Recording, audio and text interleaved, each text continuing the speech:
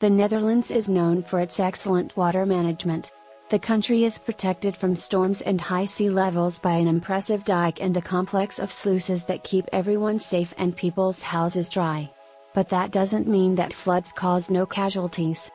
For wildlife outside the main dike, every storm with the combination of spring tide is a struggle for life, especially on the salt marshes in the Wadden Sea, an area in the north of the country. These salt marshes surrounding the Wadden Sea are flooded once in a while.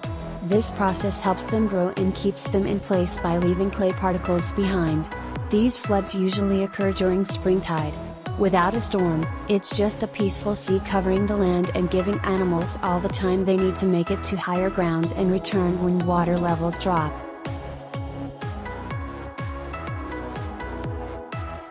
This picture shows you the way it looks without the sea covering it.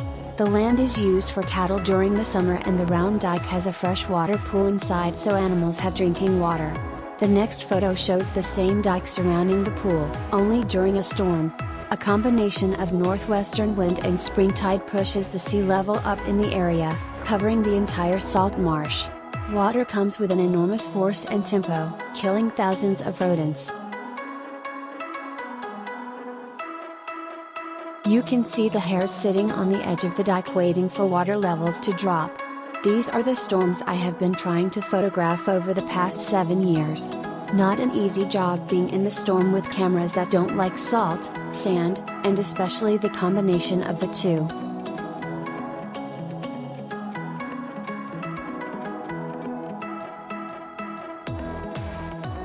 Over all these years, I have seen some amazing things happening. My main problem in the storms has always been the same: where do I want to be during them? It's difficult to move and photograph while the water is coming towards you.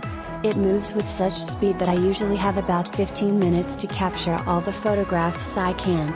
That's also the main reason why one storm is not enough to get all the images I need.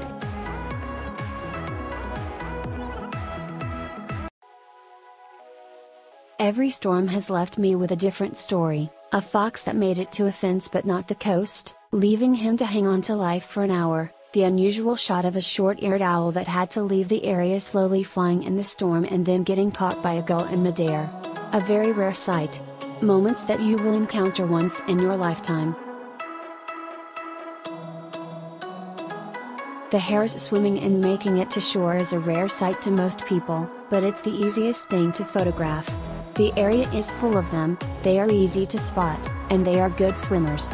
So you will usually find some of them to capture, but then again, you have only 15 minutes for all of this.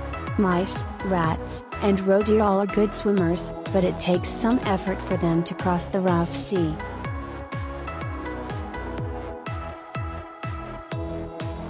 Most of them usually make it to the dike, however, small animals like mice usually get killed. They are too small to run fast enough, and if they live on the edge, it's a 2-kilometer distance to the coast. Most of them drown when the sea surprises them. Half of the time, it happens in the night, giving the animals an even harder time and me no chance to photograph any of it. Days after the storm are usually very quiet. The coastline is covered in shells and even larger animals like juvenile gray seals that don't always survive the force of the sea during the storm. This is all part of life in the Wadden Sea.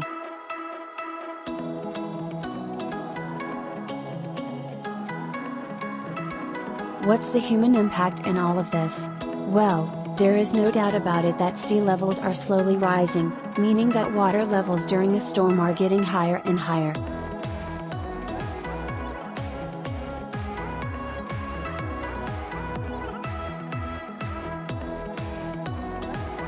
Another disturbing factor in the area is the extraction of gas.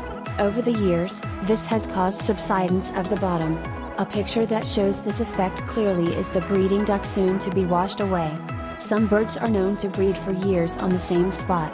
The duck probably managed for some years, but during a storm, the higher water levels and lower land gave her no other option but to leave the nest in the end.